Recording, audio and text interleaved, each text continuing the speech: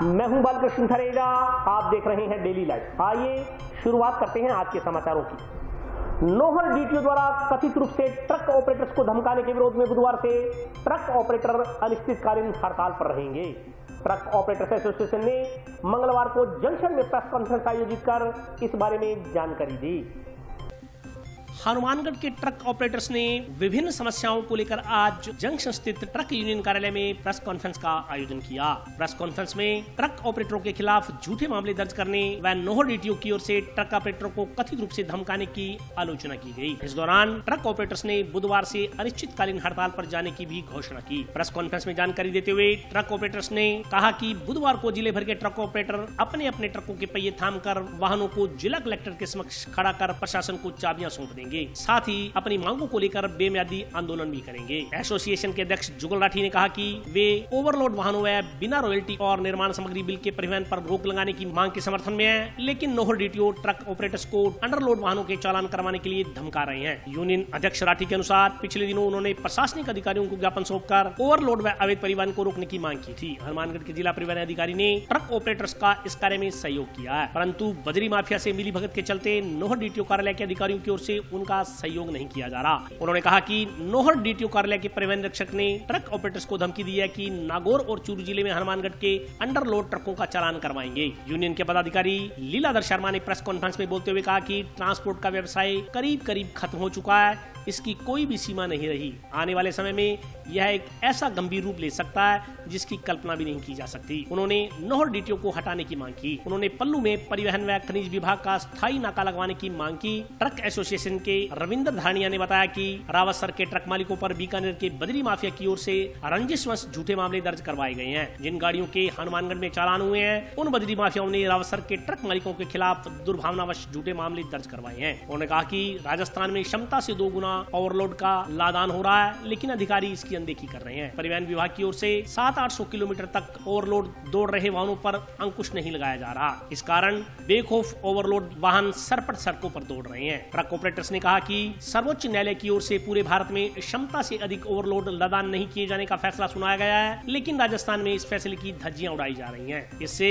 राज्य सरकार को एक माह में करोड़ों रुपए के राजस्व का चूना लग रहा है। प्रेस कॉन्फ्रेंस में रघुवीर गोदारा, दीपू सिंह शेखावत, अशोक मित्तल, सुभाष गोदारा, शार्दुल सिंह, हनुमान फगेड़िया सहित अन्य पदाधिकारी मौजूद थे। माफियाओं ने हम पर यह आरोप लगाया कि यह सब कार्रवाई आपने करवाई, जबकि वो कार्रवाई खनिज विभाग और परिवहन विभाग ने की थी। एक बार उस गाड़ी पर कार्रवाई होने के 3 दिन बाद में हमारे ट्रक ऑपरेटरों पे, ट्रक मालिकों पर झूठे मुकदमे किए जा रहे हैं। तो हम ये चाहते हैं कि उन मुकदमों को, जो झूठे मुकदमे हुए हैं, उनकी जांच करवा के तुरंत प्रभाव से उन पर एफआईआर करें।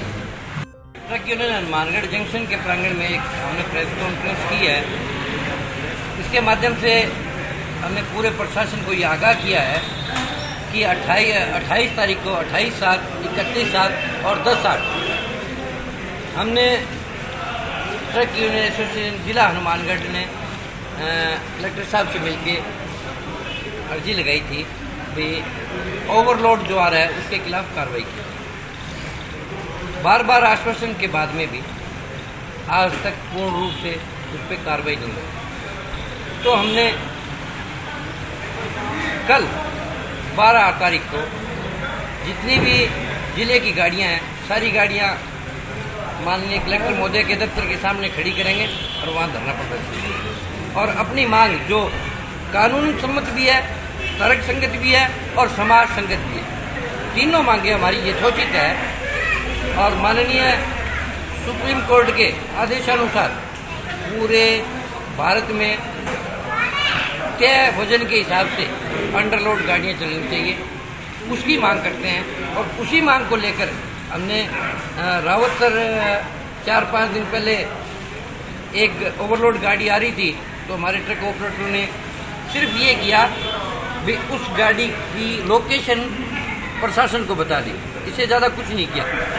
तो उस लोकेशन के एवज में हमारे ऊपर बजरी माफियाओं द्वारा, जो मंत्री महोदय के आदमी हैं, उनके द्वारा ट्रक ऑपरेटर पर झूठे मुकदमे किए गए। प्रशासन से मांग करता हूँ कि उन मुकदमों की जांच कर उनको तुरंत प्रभाव से हटाया जाए। वो कल कलेक्टर साहब को और एसपी साहब को अवगत करवाई थी। अगर वो नहीं मांगी गई तो हम कल वहाँ पे जाम लगाएंगे। गाड़ियाँ जो भी है हमारी कलेक्टर साहब के सामने ले जाके गाड़ियाँ रोक देंगे। जिले में कोई भी पुकार वगैरह नहीं होगी और हमारी है जो सब एक तो ओवरलोड का है मेन तो इसमें। और दूसरा जो है हमारे जो रावसर भाई हैं यूनियन, उनके खिलाफ जो उन्होंने झूठे मुकदमे किए हैं, उन्होंने किए हैं जिन गाड़ियों के चालान हुए उसी मालिकों ने उनके खिलाफ चालान किए, तो सबको पता झूठे हैं। और एक जो ये है अकाल रात में तारा जा रहा है, इसके लिए मेन मांगे ये है जो हमारी गाड़ियाँ जा रही है इनका तो चालान हो रहा है, जबकि हम रोड टैक्स दे रहे हैं, सब टैक्स दे रहे हैं और ट्रैक्टर वाले कुछ नहीं दे रहे, उनका कुछ नहीं किया जा रहा। संहिता पर कार्यरत आयुष चिकित्सकों ने नियमित करने की मांग को लेकर मंगलवार से हड़ताल शुरू कर दी है।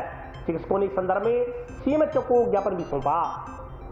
नियमित करने की मांग की सुनवाई न होने से नाराज संविदा पर कार्यरत आयुष चिकित्सक मंगलवार से सामूहिक कार्य बहिष्कार कर हड़ताल पर चले गए। इस संदर्भ में आयुष चिकित्सक संयुक्त संघर्ष समिति के बैनर तले एनएचएम में संविदा पर कार्यरत आयुष चिकित्सकों ने मंगलवार को मुख्य चिकित्सा एवं स्वास्थ्य अधिकारी को ज्ञापन सौंपा। आयुष चिकित्सकों ने बताया कि वैश्विक महामारी कोरोना की रोकथाम के लिए करीब 2000 एएनएचएम संविदा आयुक्त चिकित्सक मुख्य पंक्ति में कोरोना वायरस के रूप में कार्यरत है। इस महामारी में वे संक्रमित corona surveillance, RRT team, sample collection, mobile OPD van आदि में जान जोखिम में डालकर परिवार एवं बच्चों से दूर रहकर जनहित में अल्प वेतन में संविदा पर निष्ठापूर्वक निरंतर सेवा कार्य कर रहे हैं। उन्होंने कहा कि इससे पूर्व कई बार मुख्यमंत्री, चिकित्सा मंत्री, मुख्य सचिव एवं मिशन निदेशक को अपनी मांगों से अवगत करवाते हुए ज्ञापन दिए, लेकिन बदले में कोई उत्तर नहीं मिला।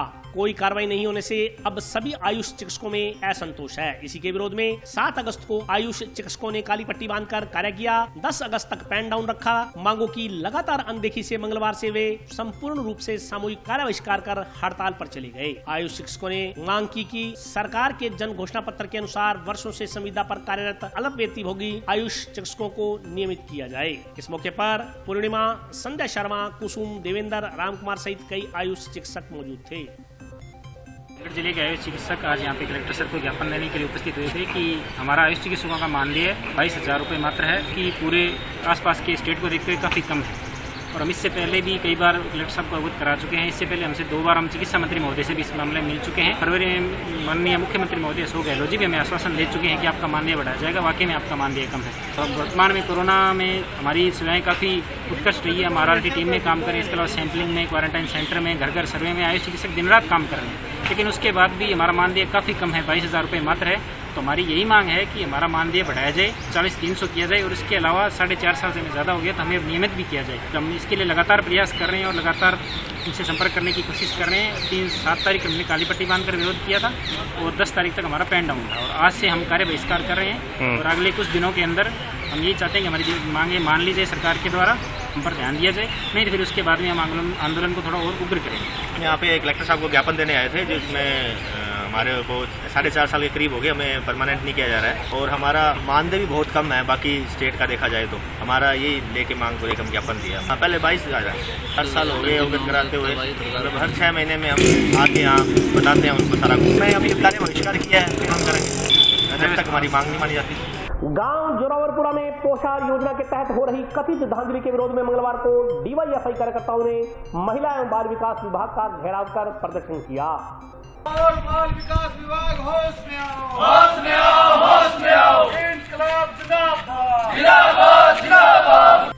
गांव जोरावरपुरा की एक आंगनबाड़ी में पोषाहार योजना के तहत हो रही कथित धांधली के विरोध में मंगलवार को जनवादी नौजवान सभा के कार्यकर्ताओं ने महिला एवं बाल विकास विभाग का घेराव कर प्रदर्शन किया। कार्यकर्ताओं ने आंगनबाड़ी संचालकों पर आरोप लगाते हुए बताया कि ग्राम पंचायत जोरावरपुरा में पिछले 1 वर्ष से पोषाहार योजना के तहत मिलने वाली राशन सामग्री को खुर्द-बुर्द किया जा रहा है। पोषाहार योजना का लाभ जरूरतमंद बच्चों को नहीं मिल पा रहा। कार्यकर्ताओं ने बताया कि इस बारे में कई बार महिला एवं अधिकारिता विभाग के अधिकारियों को शिकायत दर्ज कराई जा चुकी है, लेकिन अभी तक इस मामले में कोई कार्रवाई नहीं की जा रही। डीवाईएफआई कार्यकर्ताओं का आरोप है कि जिन आंगनबाड़ी कर्मचारियों ने पोषाहार की राशन सामग्री खुर्द-बुर्द की है, वे बच्चों के अभिभावकों को धमकियां दे रहे हैं। कार्यकर्ताओं ने दोषी कर्मचारियों के खिलाफ कार्रवाई की मांग की है।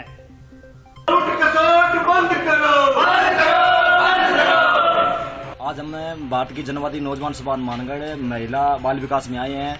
हमने 29 तारीख को एसडीएम साहब को ज्ञापन दिया है। उसमें आंगनबाड़ी में जांच करवाने की मांग की थी और बच्चों को पोषाहार नहीं मिल रहा है। दाल आटा चावल जो जितना मिलना था वो सही समय पर नहीं मिलना। लगभग 12 महीनों से ये गड़बड़ी चलती आ रही है और हम प्रशासन को आज यहाँ बताने के लिए आए हैं कि अगर हमारी मांग पूरी नहीं होगी तो अनिश्चितकालीन पड़ाव चलता रहेगा, यूं आगे चलता रहेगा। गांव जोरावरपुरा में आंगनबाड़ी कार्यकर्ता है जो वो प्रॉपर ढंग से जो नवजात बच्चे होते हैं 1 से 5 वर्ष तक, उनको जो दाल दी जाती है वो दाल नहीं दे रही है। इसके 13 दिन पहले ज्ञापन सौंप के गए थे कलेक्टर SDM महोदय को, उस पर भी कोई कार्रवाई नहीं की इन्होंने ऊपर से। इसके लिए आज वापस धरने पे आए हैं और धरना तब तक चलेगा जब तक कार्रवाई नहीं कर दी जाएगी। ये दाल दी जाती है छोटे बच्चों को, वो दाल है ये जो आंगनबाड़ी महिला वो सहायक होती है उसने। स्टेट बैंक ऑफ इंडिया के कर्मचारियों ने कोरोना के दृष्टिगत मंगलवार को जिला अस्पताल प्रबंधन को PPE किट व ऑटोमेटिव स्ट्रेचर भेंट किया। कोरोना बीमारी के दृष्टिगत स्टेट बैंक ऑफ इंडिया के कर्मचारियों ने मंगलवार को टाउन स्थित महात्मा गांधी राजकीय जिला चिकित्सालय में कार्यरत चिकित्सकों तथा पैरामेडिकल स्टाफ के लिए PPE किट अस्पताल प्रबंधन को भेंट की। इस अवसर पर जिला कलेक्टर जाकिर हुसैन मुख्य अतिथि रहे। SBI के क्षेत्रीय सहायक प्रबंधक फूलचंद मीणा ने बताया कि विश्वव्यापी महामारी कोरोना की रोकथाम के लिए फ्रंट लाइन में काम कर रहे चिकित्सकों को सुरक्षा उपकरण उपलब्ध कराने के उद्देश्य से 200 PPE किट जिला अस्पताल को भेंट की गई है। इसके अलावा जिला अस्पताल के ऑपरेशन थिएटर में मरीजों की सुविधाओं को ध्यान में रखते हुए बैंक की ओर से ऑटोमेटिक स्ट्रेचर भी अस्पताल प्रबंधन को दिया गया है। उन्होंने बताया कि सारे सुरक्षा उपकरणों पर करीब 4 लाख रुपए की लागत आई है। इसका पूरा खर्च पूर्णतः बैंक की ओर से वहन किया गया है। उन्होंने बताया कि सामाजिक सेवा बैंकिंग के तहत कोरोना महामारी के मद्देनजर मानवता भलाई के लिए कार्य किए जा रहे हैं। इस अवसर पर अस्पताल प्रबंधन ने बैंक कर्मचारियों व प्रशासनिक अधिकारियों का आभार प्रकट किया। ये हमारे भारतीय स्टेट बैंक की तरफ से सामाजिक सेवा बैंकिंग के तहत जो अभी महामारी चल रही है कोरोना, उसके उन्मूलन के लिए बैंक की तरफ से ये इनिशिएटिव है। हमने 200 PPE किट्स हॉस्पिटल को डोनेट करे हैं। इसके साथ साथ एक ऑपरेशन थिएटर की टेबल है। दोनों का कुल मिला के कॉस्ट 4 लाख के लगभग है। और आगे भी हम कोशिश करते रहेंगे बैंक से कि हम और भी जो आवश्यकता हॉस्पिटल को है जरूरी उपकरणों की, उसके डोनेट करने का प्रयास बैंक की तरफ से पूरी तरह पूर्ण रूप से बैंक। अगस्त क्रांति सप्ताह को लेकर जिले के टिब्बी नगरपालिका में कार्यक्रम का आयोजन किया गया। कार्यक्रम में मुख्य अतिथि श्रीमती शबनम गोदारा ने सफाई कर्मचारियों को सम्मानित किया। राज्य सरकार के निर्देशानुसार प्रदेश भर में मनाए जा रहे अगस्त क्रांति सप्ताह के तहत मंगलवार को जिले के टिब्बी कस्बे के नगरपालिका में कोरोना वॉरियर्स का सम्मान किया गया। कार्यक्रम की मुख्य अतिथि कांग्रेस नेत्री श्रीमती शबनम गोदारा थी। इस दौरान श्रीमती शबनम गोदारा ने बोलते हुए कहा कि उनका सौभाग्य है कि जिन लोगों ने कोरोना महामारी से बहादुरी से लड़ाई की वे उनका सम्मान करने जा रही हैं। उन्होंने कहा कि सफाई कर्मचारी हो, जिला प्रशासन के कर्मचारी हो, नगर परिषद के कर्मचारी हो या किसी अन्य विभाग के, जिन लोगों ने कोरोना जैसी वैश्विक महामारी में पीड़ितों की सेवा की, उनका निश्चित रूप से सम्मान होना चाहिए। उन्होंने कहा कि शहर को साफ सुथरा रखने में सबसे बड़ा योगदान सफाई कर्मचारियों का होता है। कोरोना जैसी महामारी के चलते भी सफाई कर्मचारी फ्रंट लाइन पर रहकर वॉरियर्स की तरह अपने काम को निष्ठा से अंजाम दे रहे हैं। इस अवसर पर टिब्बी में स्थित विभिन्न राजकीय कार्यालयों के कर्मचारी एवं अधिकारी उपस्थित थे। आज के कार्यक्रम के बारे में आप सभी को ये ध्यान है कि आज जो लोग कोरोना के अंदर बहुत अच्छा कार्य कर रहे हैं, कोरोना योद्धा है, उनका सम्मान किया जाना है। मैं आज अपने आप को बड़ा ही भाग्यशाली मान रही हूँ कि उन योद्धाओं के सम्मान में मुझे भी शामिल होने का मौका मिला। मैं मानती हूँ कि कोरोना जैसे लड़ाई में लड़ने के लिए जिन जिन योद्धाओं ने काम किया उनका काम हमेशा याद रखा जाएगा। और इस लड़ाई को लड़ने के लिए जो सबसे मजबूत हथियार है वो है स्वच्छता और सजगता। और हमारे संगठन के पूरे प्रशासन ने, नगरपालिका में और संगठन के सभी लोगों ने इसमें बहुत अच्छा काम किया, बहुत अच्छा सहयोग किया। और मुझे ये बात कहते हुए बड़ी खुशी हो रही है कि हनुमानगढ़ जिले के अंदर हमारा संगठन बहुत अच्छी स्थिति है।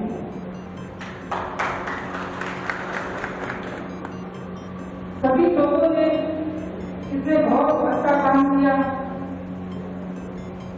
और अब तक जो हम लोग बच के चले हैं, मैं आप सभी से आग्रह करूंगी कि हमें आगे भी इसी तरह से ध्यान रखते हुए अब हमें और ज्यादा इस कोरोना महामारी से बचने की जरूरत है।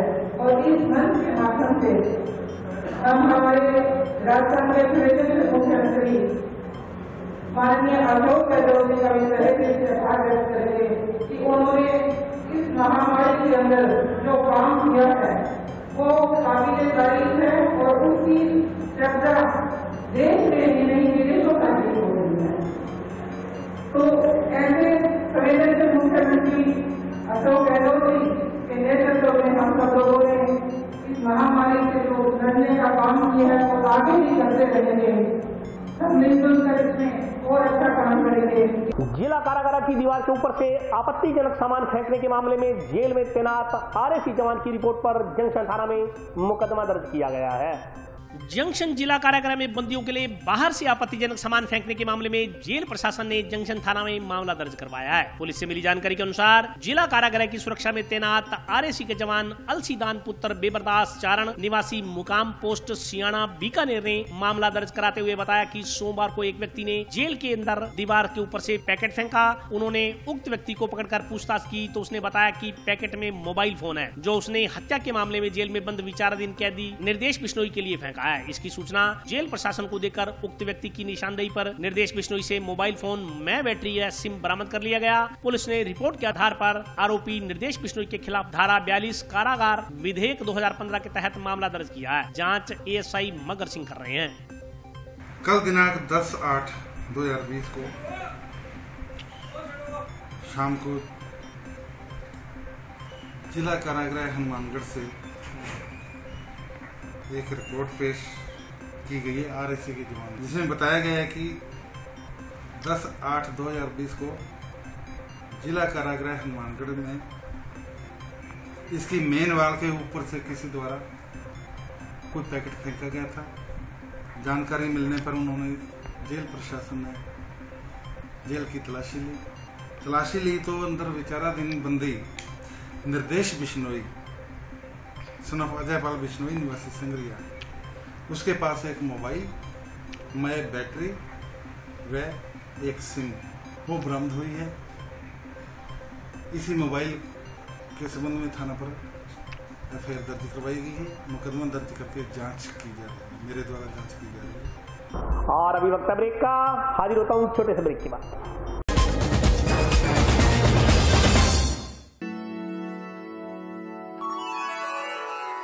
यूं तो कई बार मुझे हंसते देखा है,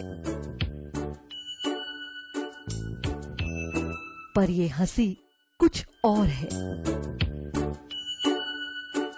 ये गहना मुझ पर जचता है, पर ये महज एक गहना नहीं, ये रूपरेखा है मेरे मन की, हंसती खिलखिलाती लहरों की,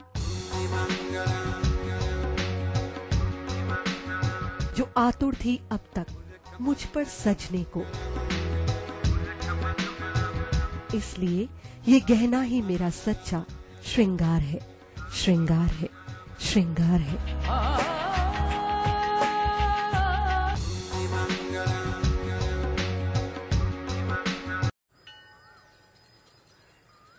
अरे बबलू, लॉकडाउन खुलते ही टहलने निकल पड़े।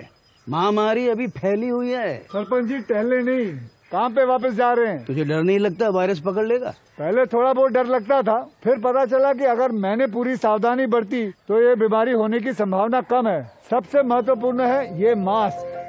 काम पर मास्क हमेशा पहनूंगा, समय समय पर हाथ धोता रहूंगा और दूसरों से हर वक्त कम से कम 2 गज की दूरी बनाए रखूंगा। खुद को, दूसरों को और अपने परिवार वालों को भी सुरक्षित रखूंगा। अरे भाई, मेरी जिम्मेदारी बनती है तुझे चेतावनी देना, तो दे दिया। जब देश के मेडिकल और स्वच्छता कर्मचारी रोज कोरोना वायरस से लड़ने का काम कर रहे हैं तो हमारी भी तो जिम्मेदारी बनती है अपना काम करने की। बबलू, तुझे कुछ हो गया तो? हजारों लोग इस बीमारी को हराकर ठीक हो चुके हैं और अगर किसी कारण मुझे ये बीमारी हो भी जाए तो सरकार ने अस्पताल में हमारे इलाज के लिए पर्याप्त व्यवस्था कर रखी है। ये घबराने का वक्त नहीं, एक दूसरे का हौसला बढ़ाने का वक्त है।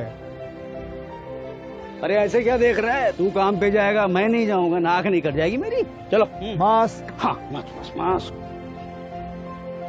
अरे नाक तो ढक लो। हाँ। कोरोना वायरस से हमें लड़ाई जारी रखनी पड़ेगी, पर उससे डर कर नहीं, पूरी सावधानी के साथ डट कर चलिए। रुकी जिंदगी को आगे बढ़ाएं, देश को आत्मनिर्भर बनाएं। जय हिंद।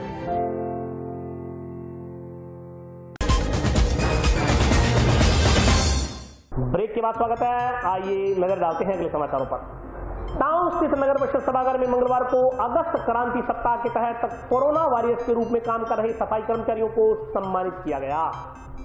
अगस्त क्रांति सप्ताह के तहत मंगलवार को टाउन स्थित नगर परिषद कार्यालय में कोरोना वॉरियर्स के रूप में काम कर रहे सफाई कर्मचारियों को सम्मानित किया गया। इस दौरान महिला एवं अधिकारिता विभाग द्वारा स्वच्छ भारत मिशन को दर्शाती रंगोली उकेरी गई। कार्यक्रम से पूर्व जिला कलेक्टर जाकिर हुसैन ने रंगोली का अवलोकन किया। कार्यक्रम का मंच संचालन जिला परिषद सीओ ने किया। कार्यक्रम में बोलते हुए वक्ताओं ने अगस्त क्रांति सप्ताह के बारे में जानकारी देते हुए कहा कि 2 अगस्त को महात्मा गांधी ने भारत छोड़ो आंदोलन की शुरुआत की थी। इस क्रांति में उनके योगदान को जन जन तक पहुँचाने के लिए 9 से 15 अगस्त तक क्रांति सप्ताह का आयोजन किया जा रहा है। वक्ताओं ने कहा कि शहर को साफ सुथरा रखने में सबसे बड़ा योगदान सफाई कर्मचारियों का है। कोरोना जैसी महामारी के चलते भी सफाई कर्मचारी फ्रंट लाइन पर रहकर वॉरियर्स की तरह अपने काम को निष्ठा से अंजाम दे रहे हैं। जिला कलेक्टर ने कहा कि यदि यूरोपियन देशों की तरह भारत देश में भी स्वच्छता सिस्टम बदलना है तो समय को बदलना बेहद जरूरी है। उन्होंने कहा आसपास सफाई रखकर हम कोरोना जैसी महामारी से बच सकते हैं। उन्होंने उपस्थित लोगों से स्वच्छता की मुहिम में सक्रिय योगदान देने का आह्वान किया। कार्यक्रम में एसडीएम कपिल यादव, नगर परिषद सभापति गणेश बंसल, आयुक्त शैलेंद्र गोदारा, महात्मा गांधी जीवन दर्शन समिति के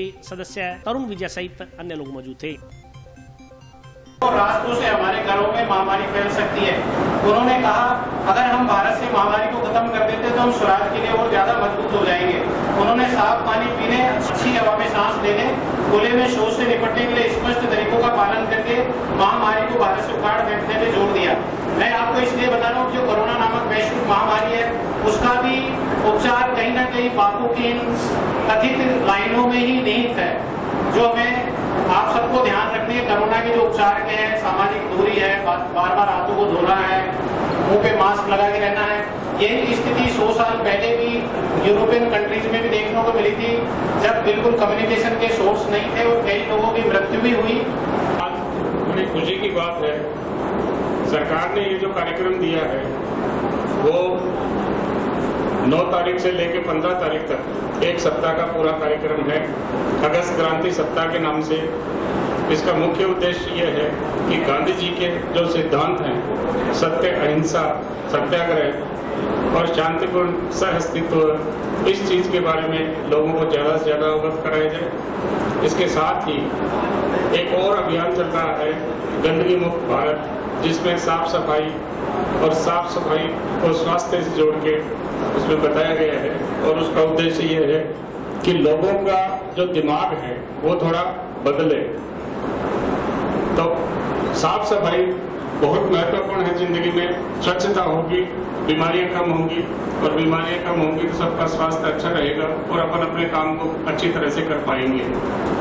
कोरोना की इस महामारी के समय अपनी सारी टीम ने, जिले की पूरी टीम ने, आम जन से लेकर और सब जो राजनीतिक लोग हैं या सरकारी कर्मचारी हैं, अधिकारी हैं, सबने मिलकर काफी अच्छा काम किया है और अपने यहाँ बीमारी की स्थिति काफी नियंत्रित रही है।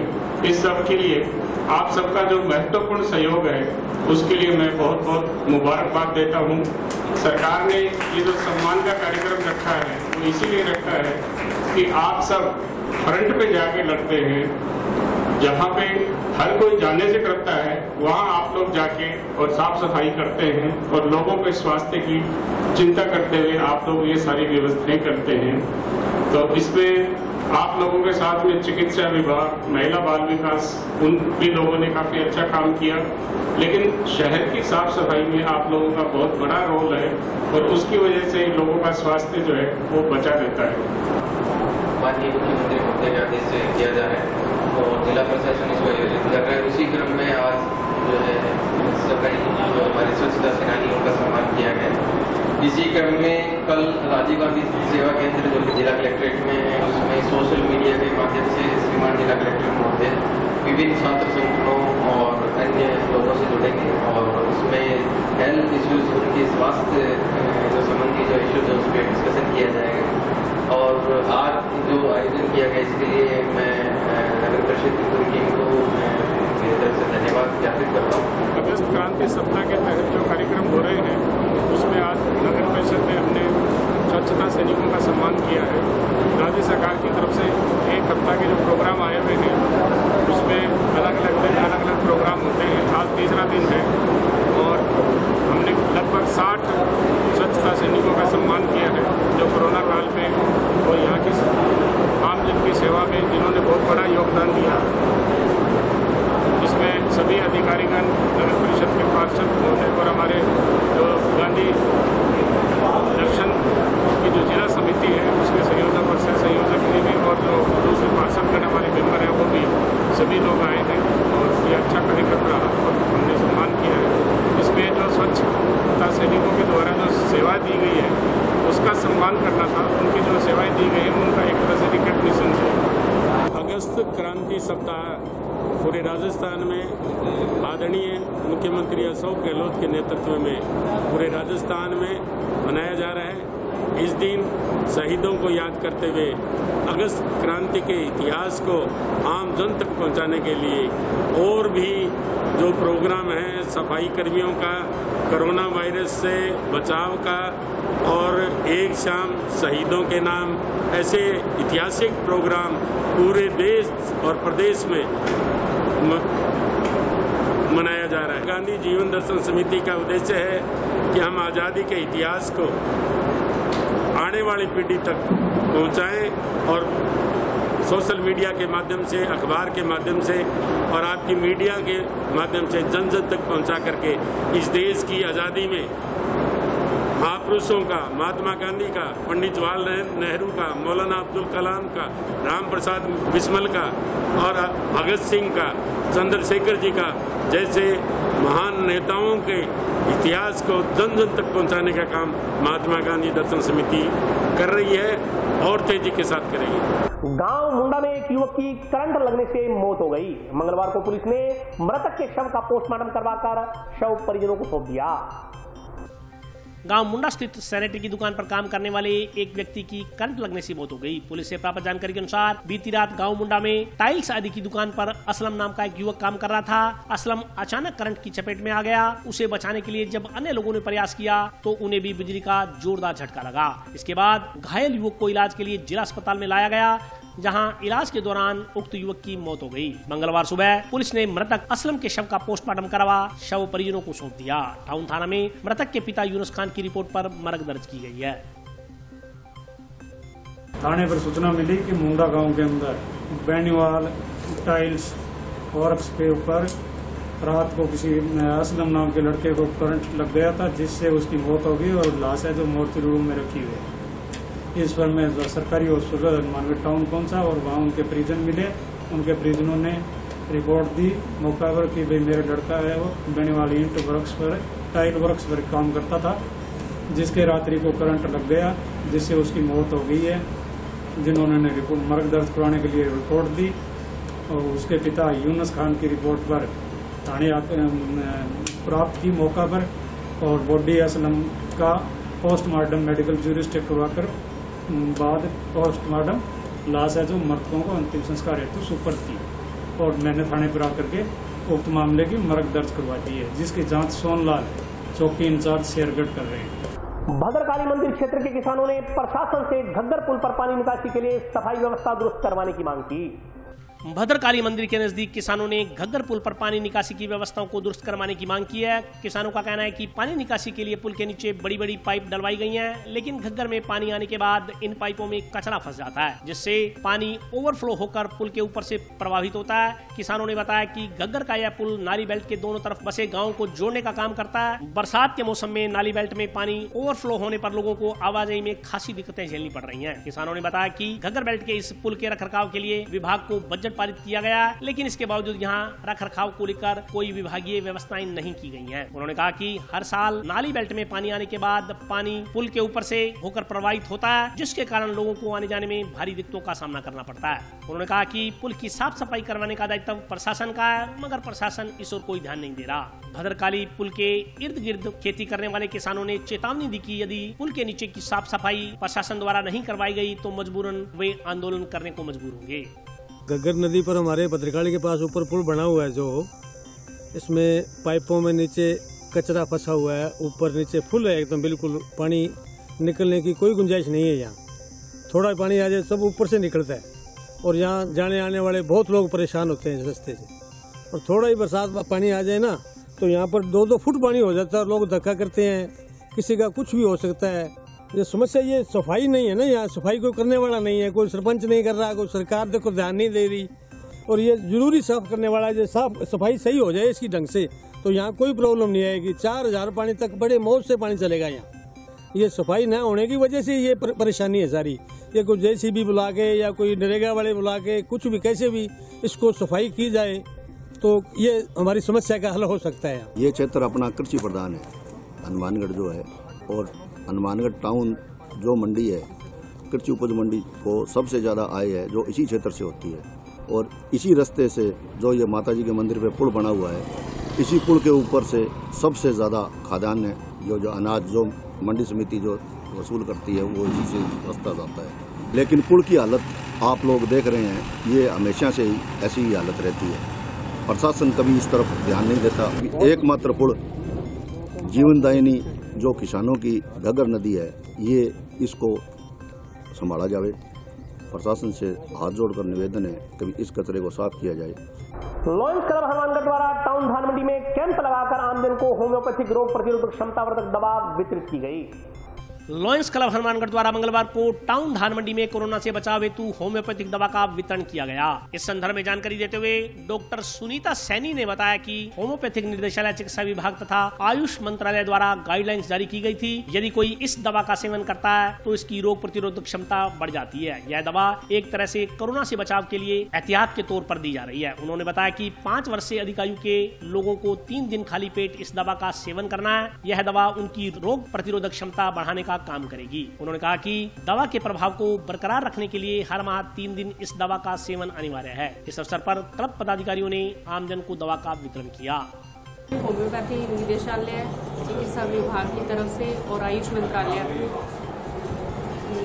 के द्वारा दिशा निर्देश गाइडलाइन जारी करी गई थी कि इस मेडिसिन की जो सिम्टम है आर्सेनिक एल्बम 30 के कोरोना के सिम्टम से बिल्कुल मैच करते हैं। तो इसमें ये है कि अपने पहले से ही इस मेडिसिन को दे देंगे तो रोग प्रतिरोधक क्षमता जो इम्यूनिटी पावर है वो इंक्रीज होएगी, जिससे कोरोना होने के चांसेस कम से कम रहेंगे। इसको लेना कैसे है?